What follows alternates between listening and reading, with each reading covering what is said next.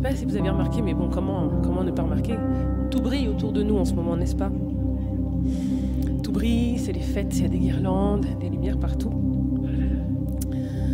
Mais c'est vrai que la question que j'ai envie de nous poser ce matin, c'est est-ce que vraiment il y a bien cette flamme, ce feu qui brûle à l'intérieur de nos cœurs?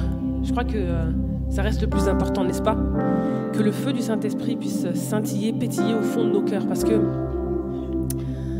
à chaque fin d'année, Paris revêt ces fameuses guirlandes, elles scintillent vraiment. Dans certains centres commerciaux, la grandeur des sapins éblouit toujours les petits-enfants et nous aussi.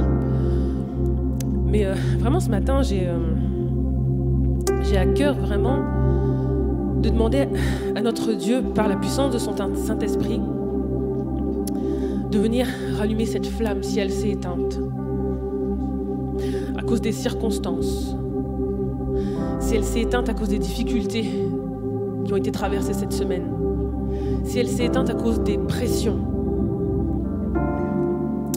Saint-Esprit, nous voulons t'accueillir en ce matin.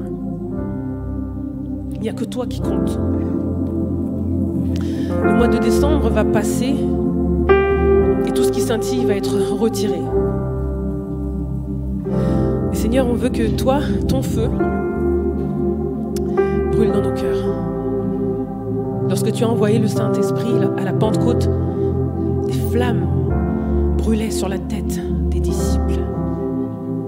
Nous désirons ces flammes plus que tout, Seigneur, ce matin. Nous les désirons pour le mois de décembre, pour le mois de janvier, pour le mois de février et pour chaque mois qui nous reste à vivre finalement. Nous désirons que tu brûles dans nos cœurs. Alors nous allons t'accueillir comme il se doit en ce matin.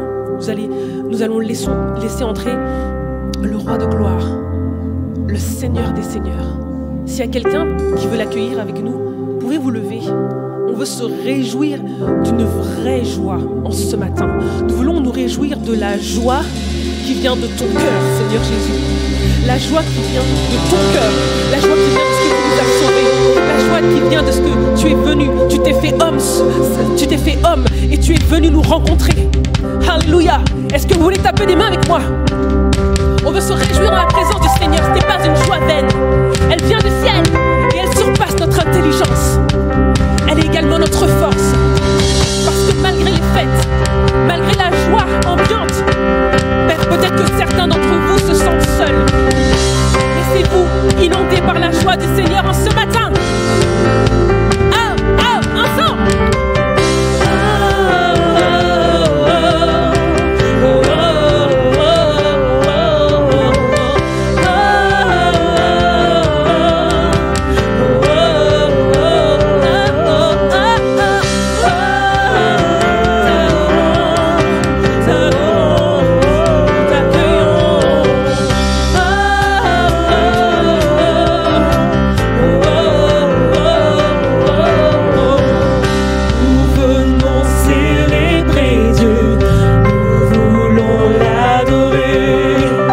Devant lui, nous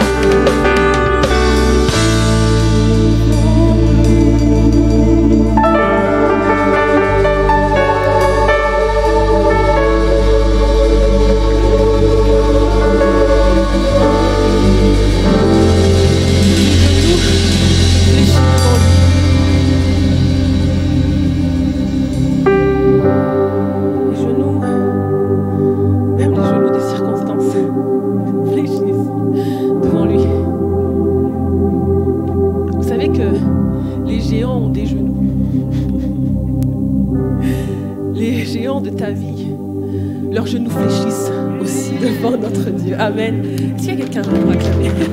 Alléluia. Alléluia. Tous genoux fléchissent devant notre consolateur, devant notre divin rocher, devant le prince de la paix. Il a tellement de noms que nous voulons glorifier son nom tous ensemble. Son nom, ses noms. Nous voulons le glorifier tous ensemble. Alléluia, Jésus.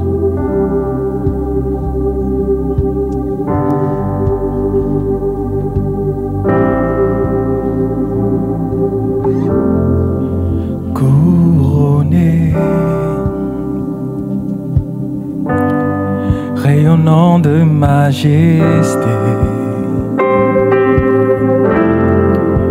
tout l'univers proclame ta grandeur.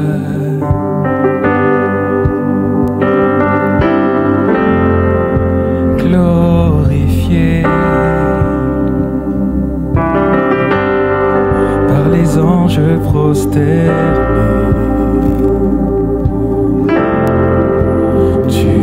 assis à la droite du Père. Jésus. Jésus, merveilleux nom, qui est semblable à toi, ô Dieu. Jésus, ton précieux nom est digne d'hommage.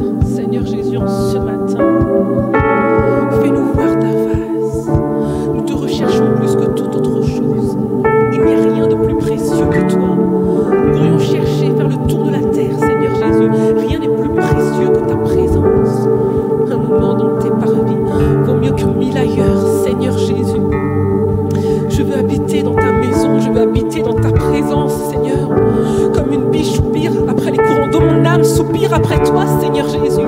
Je veux plus de toi, Seigneur Jésus. Je veux plus de toi, Seigneur. J'ai soif de ta présence. J'ai soif de toi, Seigneur Jésus. Manifeste-toi, Seigneur. Fais-nous la grâce, Seigneur Jésus, de venir dans ce lieu, de te mouvoir. Fais comme chez toi, Seigneur.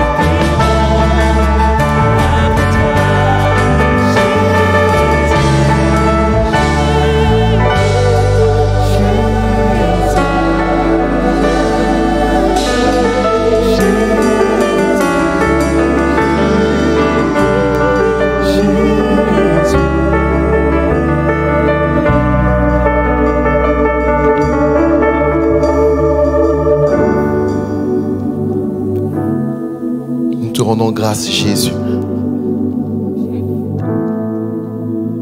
Seigneur, tout notre être, toute notre vie soupire après toi.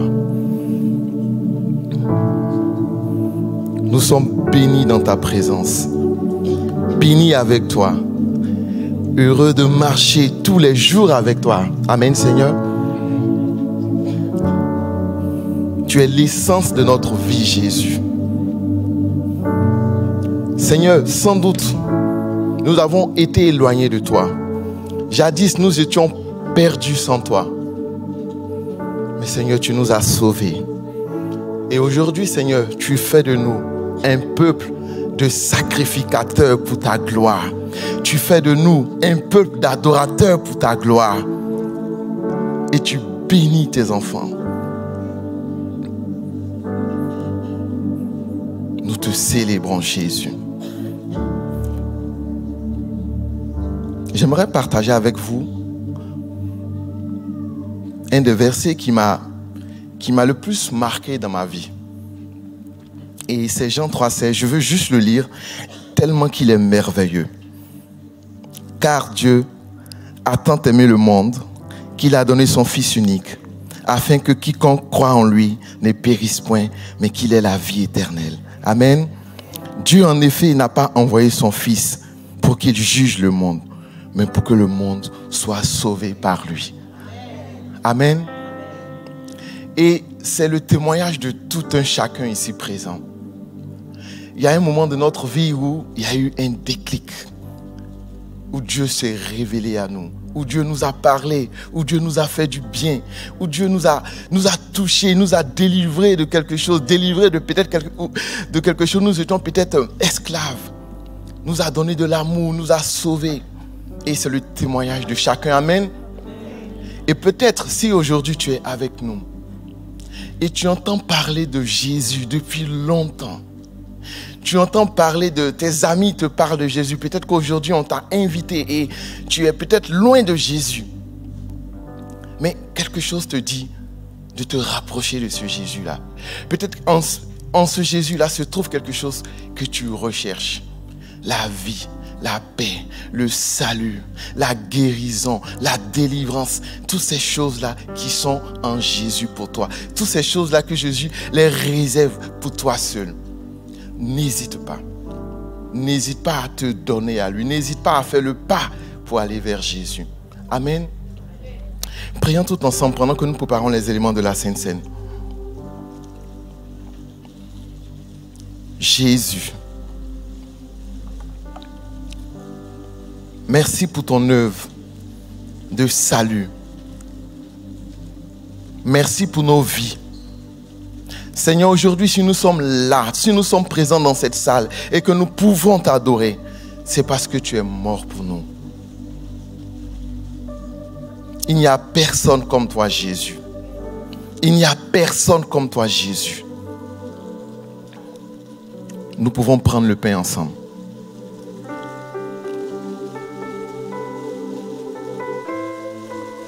Nous pouvons prendre également le vin.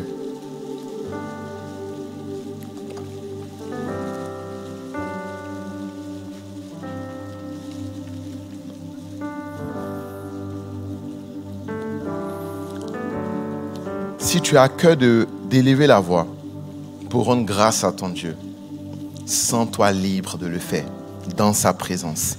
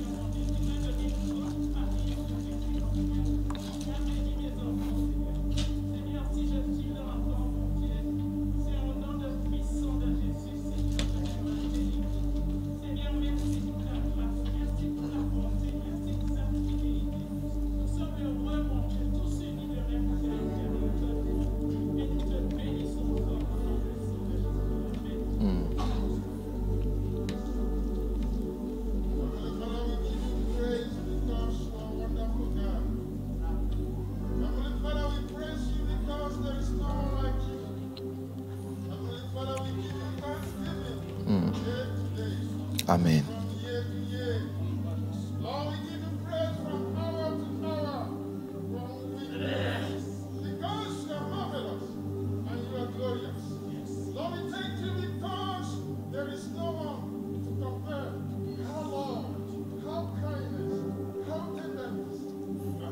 Personne comme toi, Jésus.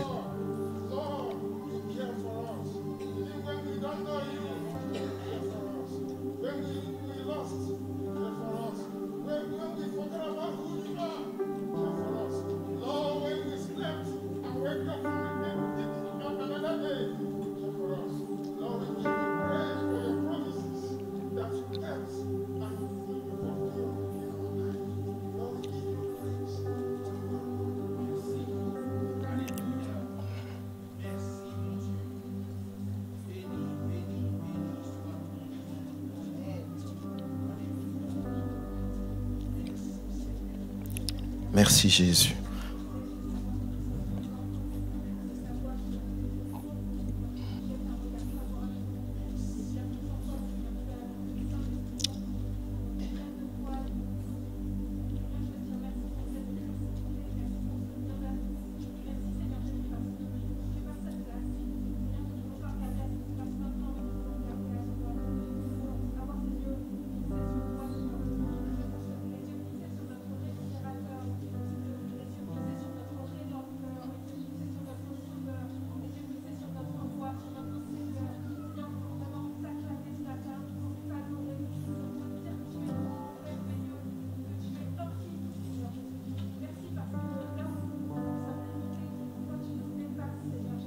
Amen.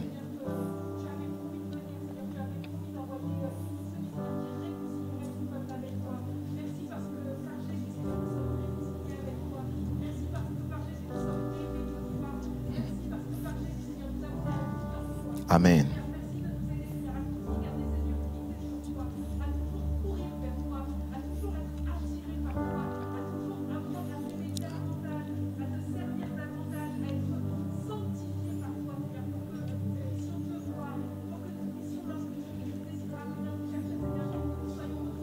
Amen.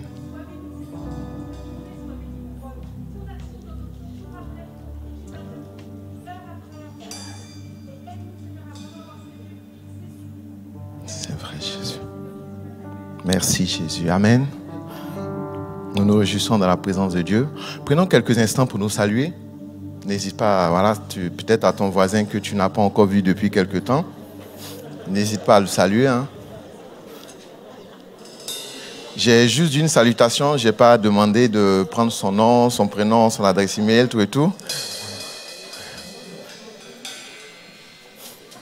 C'est vrai qu'en ce moment, vous l'avez vu, on vient masquer tout et tout et on respecte les gestes barrières, mais on veut aussi prendre le temps de pouvoir saluer nos frères et nos sœurs juste à côté de nous. J'espère que vous allez bien. Nous sommes très contents, on approche la fin de 2021 et j'ai quelques informations à partager avec vous.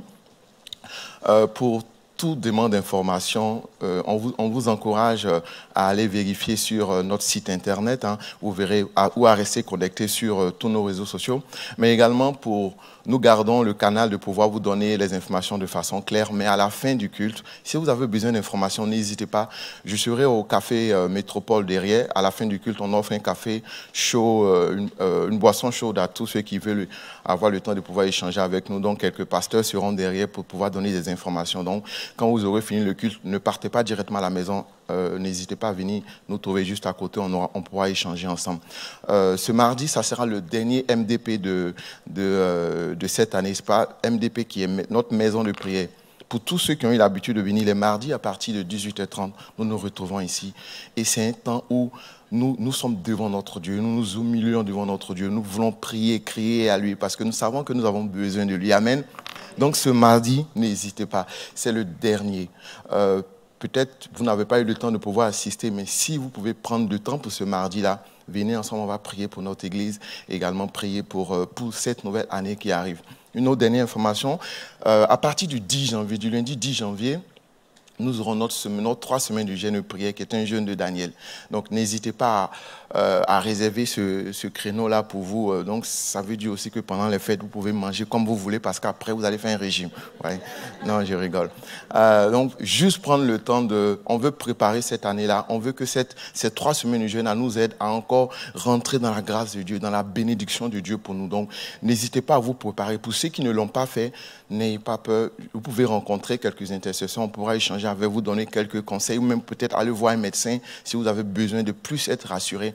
Mais ne ratez pas ce moment-là parce qu'à la fin, on a de très bons témoignages. Et pour finir, j'aimerais vous dire merci au nom de l'équipe pastorale pour vos offrandes. Et nous sommes bénis, amen. Mais nous sommes bénis parce que vous êtes bénis. Nous sommes bénis parce que vous avez un cœur. Et notre église est une église généreuse. Et chaque fois que nous faisons des staffs entre pasteurs, on est souvent étonnés de voir ces personnes-là qui ont un cœur pour l'église et qui se disent, mais voilà, je veux aider mon église à pouvoir toucher la ville de Paris. Parce que c'est notre mission. Amen. Donc nous sommes contents pour cela. Sans plus tarder, nous allons baisser la tête et nous allons prier ensemble pour la parole de Dieu. Seigneur, nous sommes reconnaissants pour ce que tu fais dans notre vie. Et Seigneur, c'est le temps de ta parole. Et nous disposons notre cœur pour t'écouter. Merci pour ton serviteur, Jean Bosco, que tu as préparé pour nous. Merci de l'utiliser puissamment comme tu sais le faire et qu'il puisse parler à notre cœur ce matin. Que ta parole soit comme le miel sur notre bouche et qu'elle nous transforme de l'intérieur. Qu'elle nous permet de grandir en statut auprès de toi, en sagesse auprès de toi, et qu'elle nous permet d'être remplis de ton esprit. Merci Jésus-Christ. Amen. Amen. Amen. Amen. Bonjour à tous. Vous allez bien ce matin?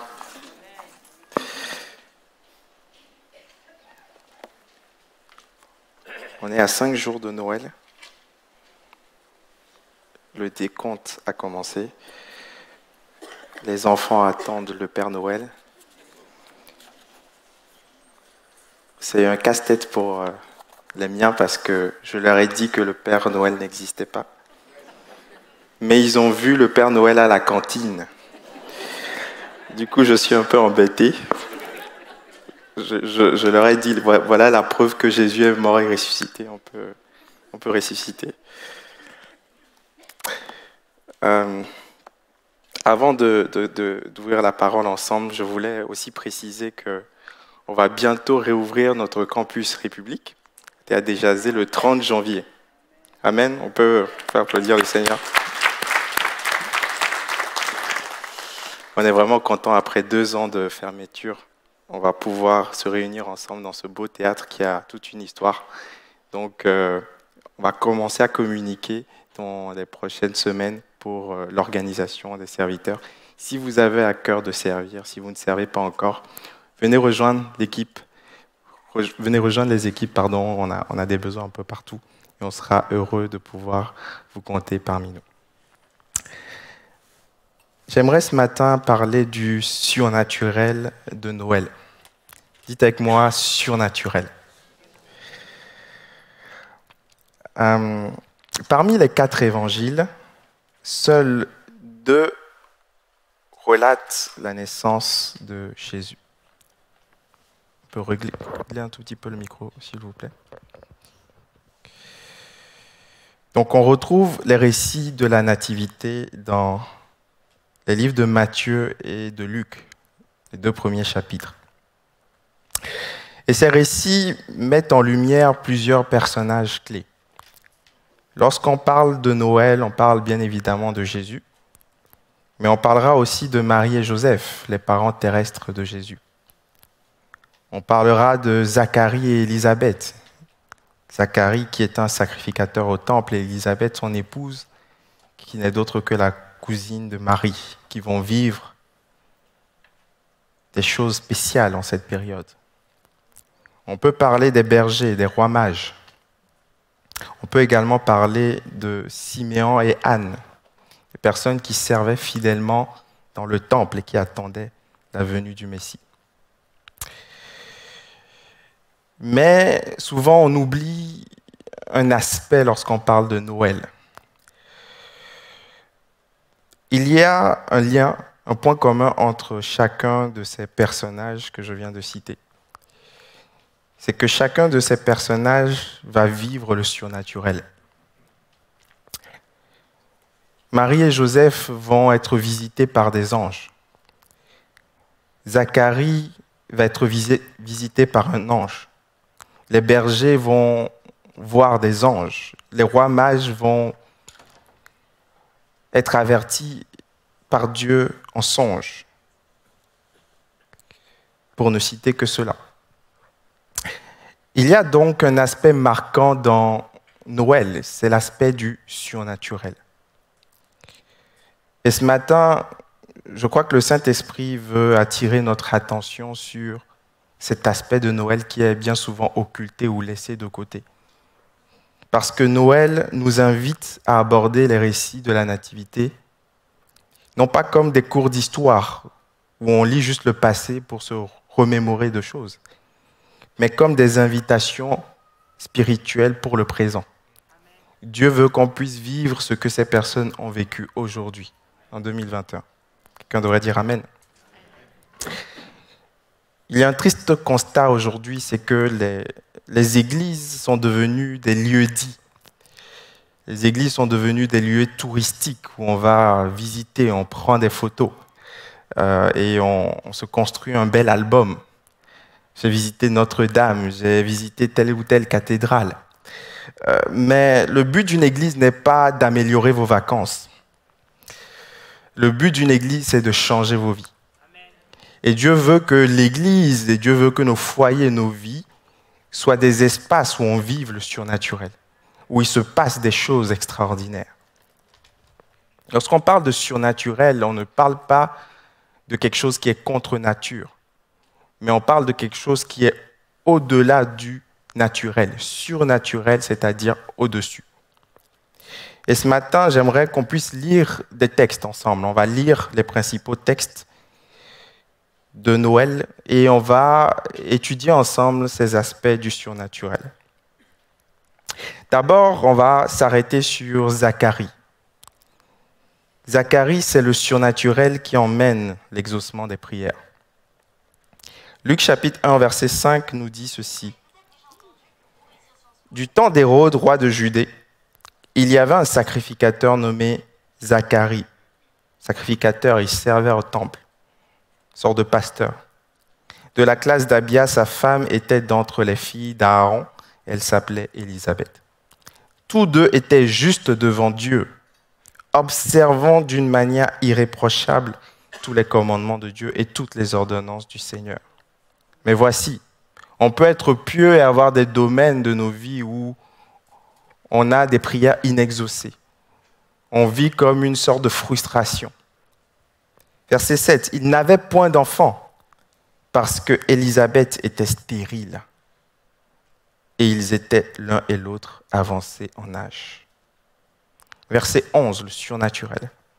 Alors un ange du Seigneur apparut à Zacharie et se tint debout à droite de l'autel des parfums alors qu'il était au temple. Zacharie fut troublé en le voyant et la frayeur s'empara de lui. Mais l'ange lui dit, retenez ceci, ne crains point, Zacharie, car ta prière a été exaucée. Ta femme Élisabeth t'enfantera un fils et tu lui donneras le nom de Jean. J'aimerais m'arrêter sur cette phrase, ne crains point, Zacharie, car ta prière a été exaucée. Le surnaturel qui emmène l'exaucement. Lorsqu'on regarde le portrait du monde chrétien aujourd'hui, on constate qu'il y a une peur croissante du surnaturel. Dans toute l'histoire de l'Église, il y a eu des moments de surnaturel, des moments où des personnes ont expérimenté la puissance de Dieu. On cite souvent le récit de ce qui s'est passé à Azusa Street, où des personnes ont été visitées par le Saint-Esprit et ils ont parlé en langue. Des choses qu'on n'a pas vues depuis des siècles, on les a revues dans cette contrée aux États-Unis par des étudiants qui cherchaient, qui avaient soif de Dieu. Mais on constate de plus en plus une peur du surnaturel. On constate que à cause des excès de certains bords chrétiens. On refuse le surnaturel, on nie le surnaturel, on s'éloigne du surnaturel. Et il y a comme ce contraste-là dans la société, c'est que les chrétiens, de plus en plus de chrétiens ont peur du surnaturel, mais de plus en plus de non-chrétiens recherchent le surnaturel. Lorsqu'on regarde les statistiques, et je cite un site qui s'appelle lavie.fr, on se rend compte que 58% des Français déclarent croire à au moins une des disciplines de parascience, à savoir l'astrologie, 41%, les lignes de la main, 29%, la sorcellerie, 28%, la voyance, 26%, la numérologie, 26%, la cartomancie, 23%. En France, on compte plus de 100 000 praticiens de la voyance. En somme, plus de voyants que de médecins généralistes.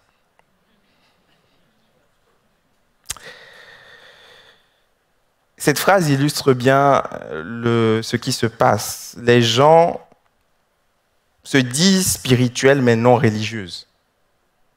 Et ils sont attirés par des croyances alternatives. Parce qu'il y a au fond de nous, qu'on le veuille ou non, une aspiration à vivre au-delà du monde matériel. Une aspiration à vivre quelque chose de spirituel. Parce qu'il y a une réalité de la transcendance. Il y a des choses que nous n'arrivons pas à nous expliquer. Et Zacharie avait peur du surnaturel, bien qu'étant un sacrificateur, bien qu'étant un pasteur, bien qu'étant quelqu'un qui sert Dieu, il a eu peur du surnaturel. Le surnaturel fait peur, c'est vrai que ce n'est pas notre monde. Mais il y a des choses qu'on ne peut obtenir qu'en s'ouvrant au surnaturel. Amen. La femme de Zacharie était stérile. Et au fond de lui, il attendait cet exaucement. Comme Abraham et sa femme ont eu un enfant à l'âge avancé. Zacharie gardait au fond de lui-même cet espoir qu'un jour il pourrait avoir un fils. Il ne savait pas qu'au travers du surnaturel, Dieu lui donnera un fils, mais pas n'importe lequel, Jean-Baptiste. Un fils qui va emmener un vent de repentance, un prophète de Dieu. Mais Zacharie fut troublé. Et il a manqué de foi. Et parce qu'il a manqué de foi, Dieu a permis qu'il soit muet pendant un certain temps. Je prie que nous puissions nous ouvrir au surnaturel et qu'on puisse chercher à expérimenter tout ce que Dieu veut qu'on expérimente. Amen. Deuxième personnage, c'est Marie. Et Marie, c'est le surnaturel qui te fait entrer dans ton appel. Amen. Luc chapitre 1, verset 26, au 6e mois de la grossesse d'Élisabeth, l'ange Gabriel fut envoyé par Dieu dans une ville de Galilée appelée Nazareth, auprès d'une vierge fiancée à un homme de la maison de David nommé Joseph. Le nom de la vierge était Marie. Et j'aimerais m'arrêter quelques secondes sur l'expression « l'ange fut envoyé par Dieu ». Il y a 4 rôles des anges. Les anges sont des créatures célestes que Dieu a créées à l'origine. Un tiers ont suivi Satan et sont déchus. On les appelle des démons. Mais il y a des anges qui sont restés auprès de Dieu. Et ces anges pourraient résumer leur rôle en 4 aspects. Premièrement, la communication. Les anges sont des envoyés de Dieu. On voit que l'ange Gabriel a été envoyé de Dieu. Les anges ne sont pas des créatures à adorer. Ce ne sont pas des créatures à rechercher. Ce ne sont pas des intermédiaires qu'on doit prier. Les anges sont juste des créatures qui sont au service de Dieu. Ils sont envoyés de Dieu pour délivrer des messages. Il y a un deuxième rôle de protection. Hébreu dit que les anges exercent un ministère en faveur des chrétiens. Ce n'est pas juste une une tradition, une théorie que l'ange gardien doit nous protéger. Non, c'est réel. La Bible le dit, qu'il y a des anges qui sont réservés pour notre protection, qu'on ne voit pas, mais qui sont réels. Il y a un troisième rôle, c'est celui de la célébration. Les anges sont appelés à louer et adorer Dieu. Dieu n'a pas besoin de notre adoration, Dieu se plaît dans notre adoration. Mais Dieu n'a pas besoin de notre adoration parce qu'il y a des milliers, des myriades d'anges qui le louent, qui le célèbrent à chaque instant dans le ciel. Et enfin, les anges ont un rôle d'exécution. Ils exécutent les desseins de Dieu.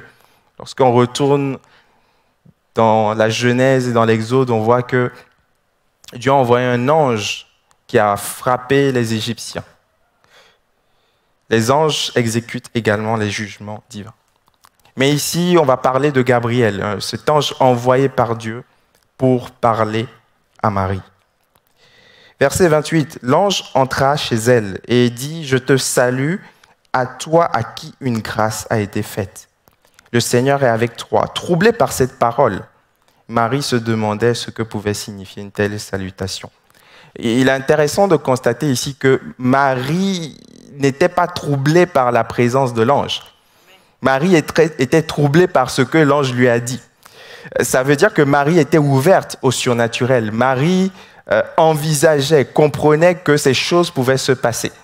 Mais Marie était plus troublée par ce que l'ange disait que par l'ange lui-même. Et l'ange va lui dire, ne crains pas, Marie, car tu as trouvé grâce devant Dieu. Et voici, tu deviendras enceinte. Tu enfanteras un fils et tu lui donneras le nom de Jésus.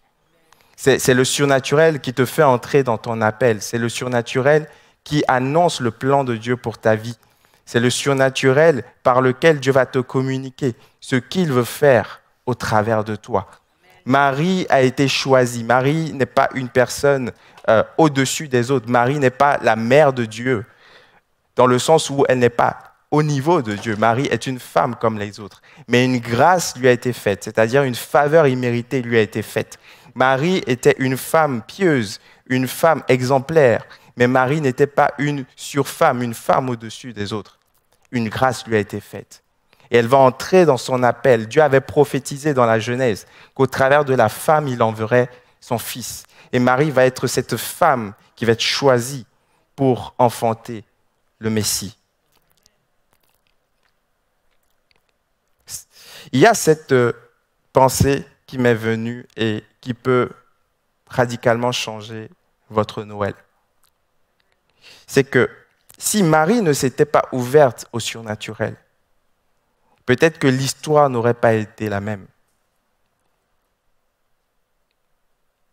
Envisageons cela quelques instants. Si Marie n'avait pas accepté ce que l'ange lui avait dit, peut-être que le cours de l'histoire n'aurait pas été le même. Imaginez un peu Marie, entrant quelques secondes dans la peau de Marie. Vous vous réveillez un matin et vous voyez une créature lumineuse apparaître dans votre chambre et qui vous dit, alors que vous n'avez connu aucun homme, alors que vous n'avez jamais eu de relation intime, que vous allez être enceinte. La plupart d'entre vous penseriez que vous avez trop travaillé, vous êtes en délire, vous avez besoin de repos. Et vous ne le diriez à personne parce que vous auriez trop peur de vous faire enfermer dans un hôpital psychiatrique. Vous faites un délire construit, vous êtes en train de déraper, ça ne va plus. Marie, tu travailles trop. Marie, tu es tellement dans ton mariage, tu anticipes tellement que tu te déconnectes de la réalité. Des fois, on lit les histoires comme si les personnes n'avaient pas d'émotion ou les personnes n'avaient pas de doute. Mais Marie va aller au-delà de tout ça. Et Marie va, par la foi, croire ce que l'ange lui dit. Elle va croire que ce qu'elle vit était la réalité. C'est invraisemblable, mais c'est vrai. Des fois, le surnaturel peut nous paraître déconnecté. Mais on a besoin de vivre ces choses. On a besoin de nous connecter à Dieu, de nous ouvrir à ce qui peut nous perturber. C'était invraisemblable, mais c'était vrai. Dieu veut te faire entrer dans ton appel, si ce n'est pas encore le cas. Mais quelquefois, il enverra des personnes. Il te fera vivre des expériences qui vont te troubler. Et il faudra les accepter. Amen. Je me souviens la première fois que j'ai fait une délivrance. Ça m'a troublé. J'y croyais sans trop y croire. Je trouvais que les personnes exagéraient beaucoup. Je trouvais qu'il y avait beaucoup de cinéma derrière tout ça. Mais quand j'ai vu de mes yeux que des personnes pouvaient souffrir au-dedans d'eux, qu'il pourrait y avoir une personne dans quelqu'un, ça trouble. Mais Dieu permet qu'on puisse vivre ces choses-là pour pouvoir aussi nous équiper pour aider d'autres personnes. Que Dieu nous aide à revivre des guérisons miraculeuses. Si Jésus est le même encore aujourd'hui, qui nous aide à pouvoir prier pour des malades et que des malades soient guéris. À voir des morts ressuscités. Qu'il nous aide à rester dans cette foi sage. Cette foi qui ose, cette foi qui croit à Dieu jusqu'au bout, mais qui ne dérive pas. Qu'il nous aide. C'est le surnaturel qui te fait entrer dans ton appel. La troisième personne, c'est Joseph. Et Joseph, c'est le surnaturel qui sauve tes relations. Matthieu, chapitre 1, verset 8. Marie, ayant été fiancée à Joseph, se trouva enceinte par la vertu du Saint-Esprit, avant qu'ils eussent habité ensemble. Joseph, son époux, était un homme de bien et il ne voulait pas la diffamer. Alors il se proposa de rompre secrètement avec elle. Comme il y pensait, voici un ange du Seigneur lui apparut en songe et dit, Joseph, fils de David, ne crains pas de prendre avec toi Marie, ta femme, car l'enfant qu'elle a conçu vient du Saint-Esprit. Verset 24, Joseph s'étant réveillé, fit ce que l'ange du Seigneur lui avait ordonné. Et il prit sa femme avec lui. Il y a cette réalité spirituelle qui sauve nos relations. Le cours de l'histoire n'aurait pas été le même si Joseph s'était séparé de Marie. Joseph a accepté de croire le surnaturel. Joseph a accepté de croire l'impensable. On n'avait jamais vu ça dans l'histoire de l'humanité. Une femme qui tombe enceinte sans avoir de relation. Aujourd'hui, à l'ère de la GPA, de la PMA, ça peut peut-être pas trop vous choquer au final. Mais à l'époque, c'était inconcevable. Tout le monde penserait que c'était un mensonge déguisé. Que Marie avait péché et voulait justifier son péché. Mais Joseph a cru au surnaturel. On a créé aujourd'hui un monde virtuel pour faciliter les relations. Aujourd'hui, Internet prend une grande place dans notre vie. Le smartphone prend une grande place dans notre vie. D'ailleurs, quand vous sortez sans votre téléphone, la plupart du temps, vous revenez chez vous. Il y a trop de risques. Ouais. Les réseaux sociaux prennent de la place. On parle aujourd'hui de réalité virtuelle, c'est-à-dire au travers de casques. On peut entrer dans le virtuel. On peut entrer dans un monde virtuel. Et ça peut être utilisé dans l'armée, dans le divertissement, dans toutes sortes de choses. Avec le métaverse de Facebook, ces technologies vont encore de plus en plus faire partie du quotidien des gens. Je ne dirais pas si c'est un risque ou une opportunité. Ce n'est pas mon sujet aujourd'hui. Mais la réalité virtuelle fait partie de plus en plus de notre réalité. Il y a aussi la réalité augmentée, où ce n'est pas nous qui allons dans le virtuel, mais c'est le virtuel qui vient dans notre réalité, où on peut voir dans une pièce apparaître un hologramme. Et toutes ces choses sont faites notamment pour faciliter les relations, entre autres. Au travers des réseaux, au travers de ces technologies, on veut pouvoir faire des réunions même pendant le confinement. On veut pouvoir aller visiter d'autres personnes. Et on dit que le virtuel va révolutionner nos relations. Mais ce que la parole dit, c'est que avant le virtuel, c'est le spirituel qui révolutionne nos relations. Le monde spirituel précède le monde réel et le monde virtuel. Le monde spirituel est plus réel que notre monde physique. Et au travers de cette expérience spirituelle, Joseph va voir son couple être sauvé. Je prie que des couples soient encouragés ce matin à prier afin que Dieu sauve leurs relations, afin que Dieu aille toucher leurs conjoints, là où eux-mêmes ne peuvent pas les toucher, ne peuvent plus les toucher. Je prie que Dieu ressuscite dans les familles cette soif de prier, de jeûner pour les familles. Car dans chaque famille, Dieu a placé quelque chose qui vient de lui. Le couple de Marie et Joseph est sauvé de façon miraculeuse par un ange, par la foi de Joseph.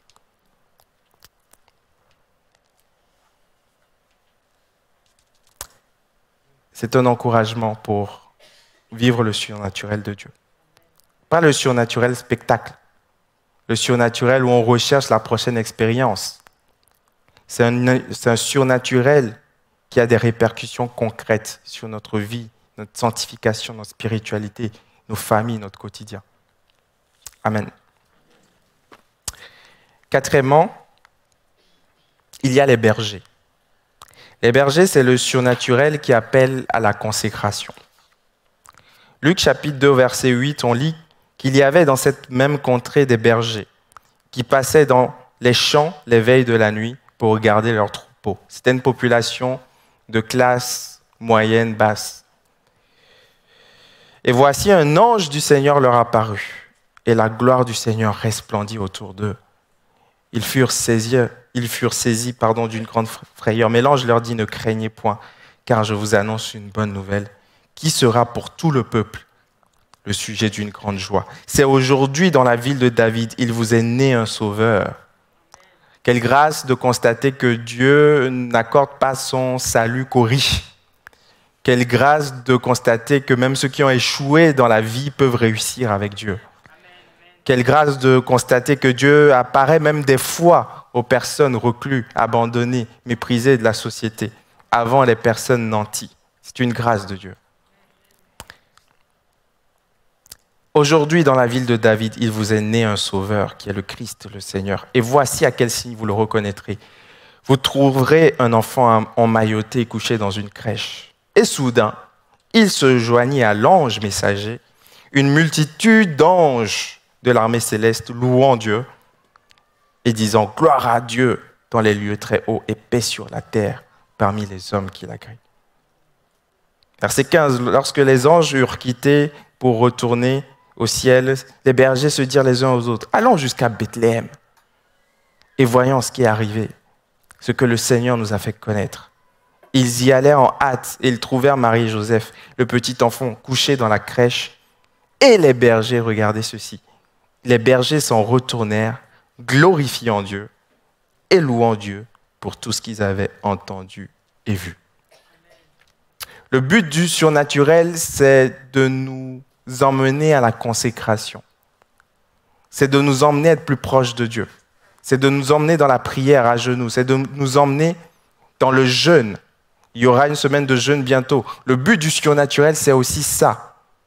Des fois, lorsque nos yeux ne voient que ce qui est matériel, nous devenons des chrétiens matérialistes.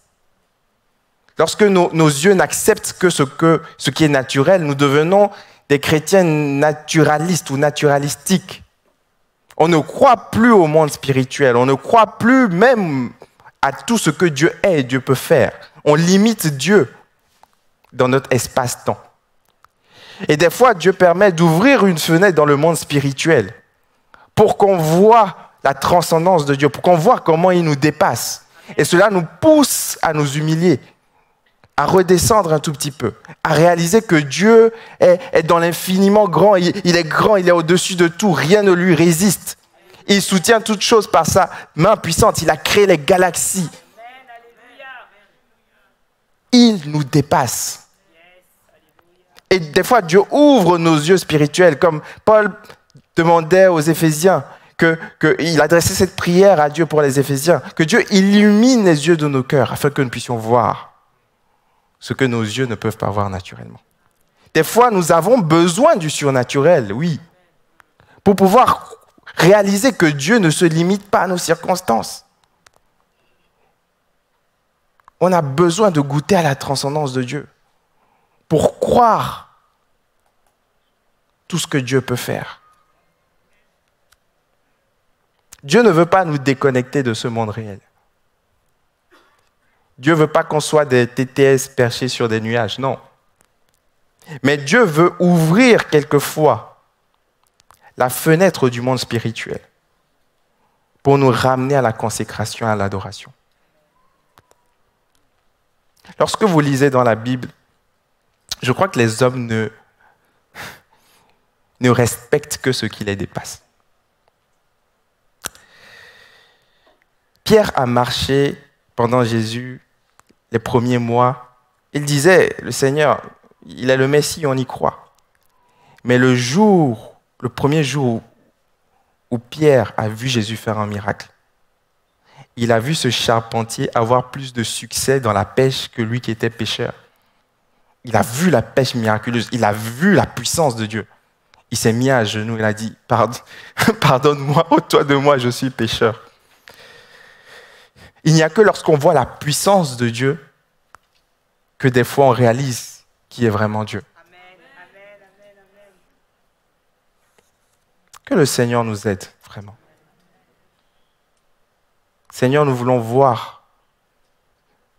Nous voulons te voir tel que tu es. Nous savons que nous ne pouvons pas te voir pleinement tel que tu es et rester en vie. C'est vrai. Mais donne-nous, ouvre ces fenêtres, Seigneur, dans le monde spirituel, que nous puissions voir ta grandeur, ta majesté. Viens par des visions, des songes. Viens raviver, Seigneur, des moments spirituels.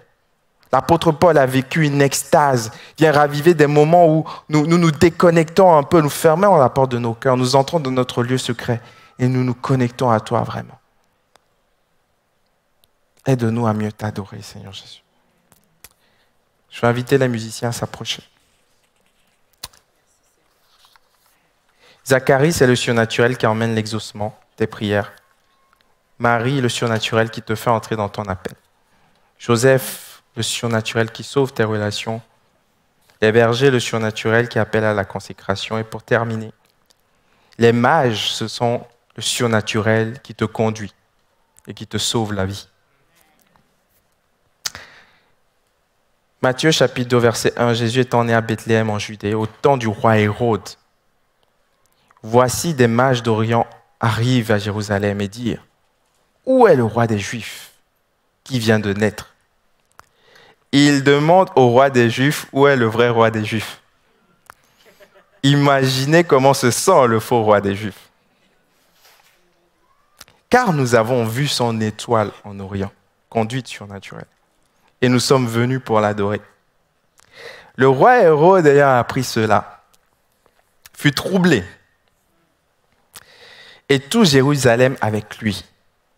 Il assembla les principaux sacrificateurs, les scribes, et il s'informa auprès d'eux où devait naître le Christ. Alors Hérode, verset 7, fit appeler en secret les mages et s'enquit soigneusement auprès d'eux. Depuis combien de temps l'étoile brillait?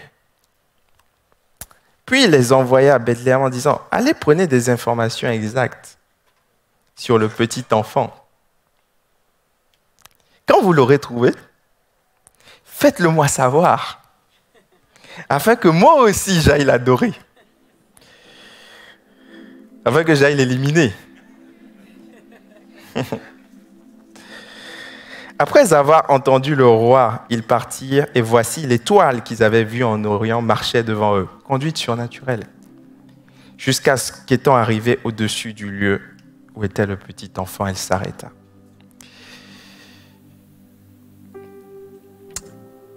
Ils entrèrent dans la maison, verset 11, virent le petit enfant avec Marie, sa mère, ils se prosternèrent et l'adorèrent.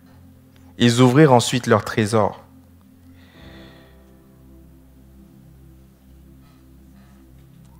Entre parenthèses, il n'y avait pas, les rois mages, il n'y en avait pas trois, hein, on ne sait pas. Hein. La légende dit qu'il y en a trois, l'un qui s'appelle Balthazar et tout, c'est pas écrit comme ça. Ils lui offrirent en présent de l'or, de l'encens et de la myrrhe. Il y avait 3 cadeaux, mais pas forcément 3 mages, on ne sait pas. Verset 12. Puis divinement averti en songe, conduite surnaturelle, de ne pas retourner vers Hérode, ils regagnèrent leur pays par un autre chemin. Et Joseph va vivre aussi ce surnaturel qui conduit et qui sauve la vie. Lorsqu'ils furent partis, voici un ange du Seigneur apparut en songe à Joseph et lui dit, « Lève-toi, prends l'enfant et sa mère, fuis en Égypte. » La destination est précise. Et reste-y jusqu'à ce que je te parle. Il y a un surnaturel qui te sauve littéralement la vie. Des fois, Dieu t'avertira de certains dangers, de façon surnaturelle.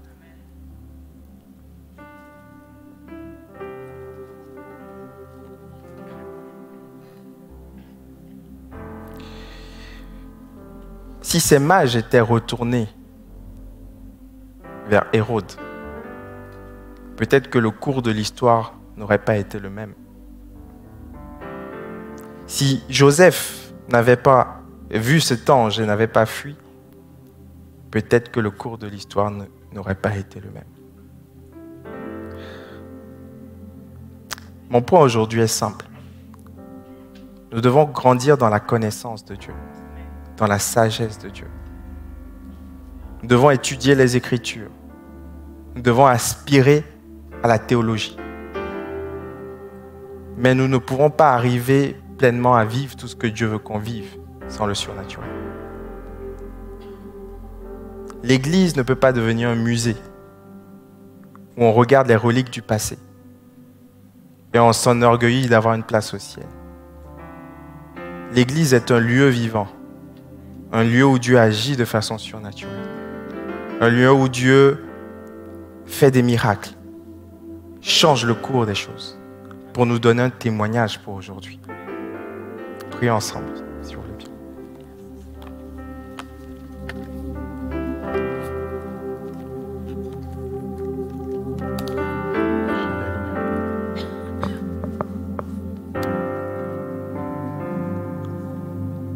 Seigneur, en ces temps de Noël, Seigneur Jésus,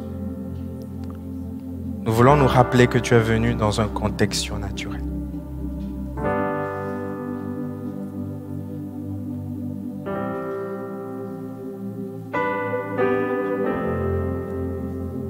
Nous voulons nous humilier devant toi.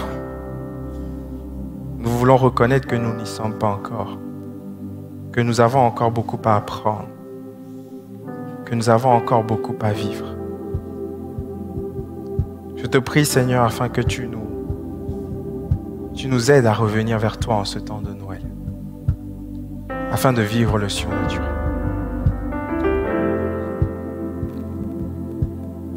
Merci de toucher mon frère, ma sœur, tous les hommes et toutes les femmes qui sont en ce lieu. Alors que notre société est de plus en plus attirée par le paranormal, par les spiritualités orientales,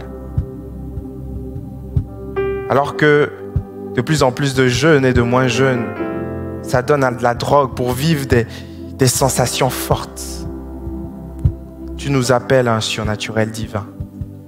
Pas un surnaturel qui détruit et qui égare, mais un surnaturel qui rapproche de Dieu. Un surnaturel qui révèle la personne de Dieu.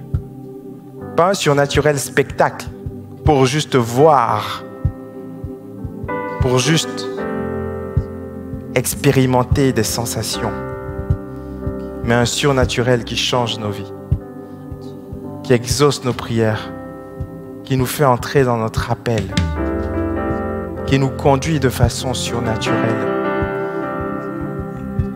Un surnaturel qui nous emmène à sauver nos relations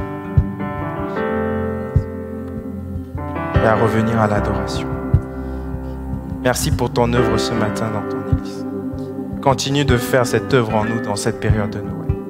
Que toute la gloire te revienne. Amen.